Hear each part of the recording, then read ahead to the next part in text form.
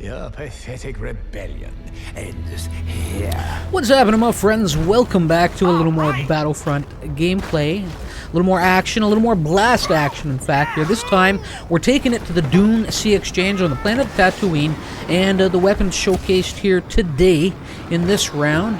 Doing the dirty work for me here, the DH-17. One of my, this is honestly one of my favorite maps, and probably my favorite hand cannon.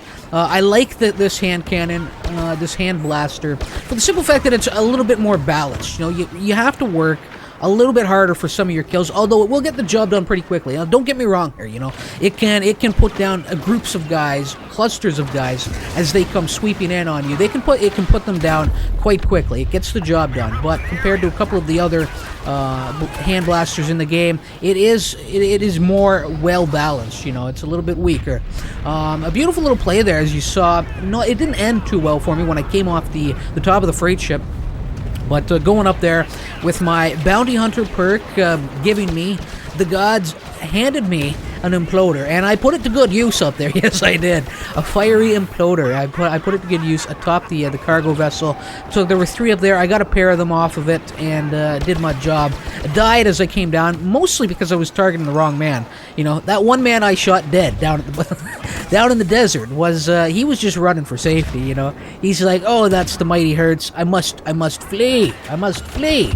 And my persistence and keeping him in my crosshairs cost me my life.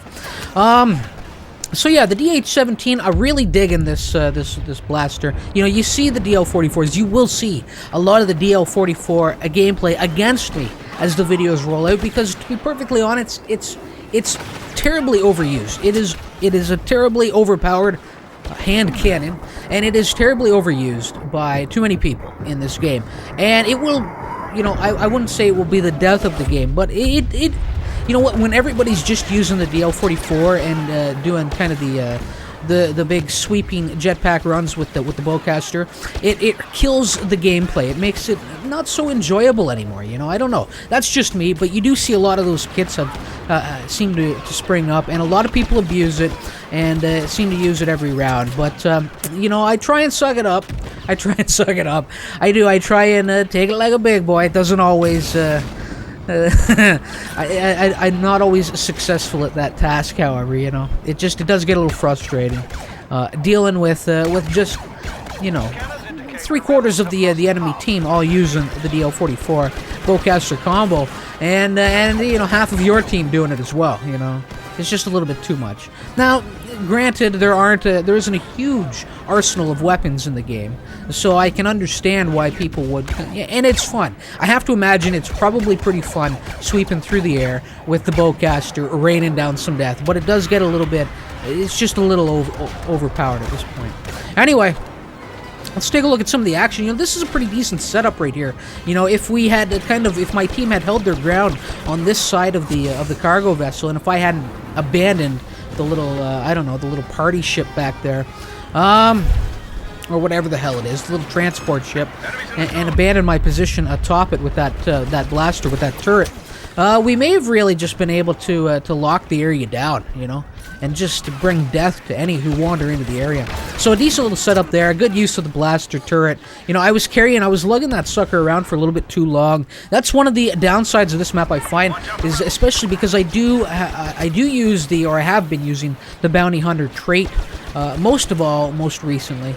And actually, for some time now, I really do dig it. I just like having that steady flow of power-ups coming in, you know.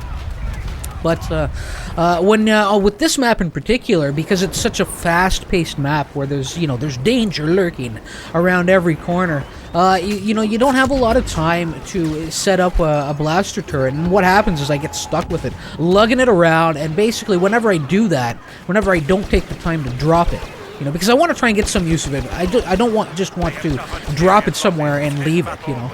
I want to try and get some use out of it, but when I get stuck with it on a map like this with the bounty hunter perk, I'm actually hurting myself because I'm not getting that steady flow of power-ups coming my way as I mow down the enemy there. And you see a perfect example of that DH-17 getting the job done at close range. Groups of enemy, you know, a pair of them back there, moving on in, and they just couldn't put me down. And I would imagine at least one of them had the DL-44 in his hand, yes.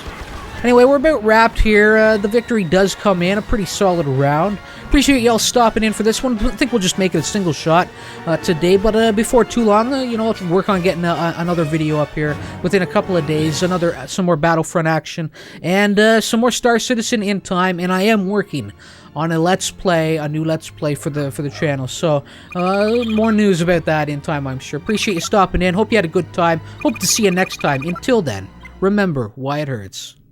Later.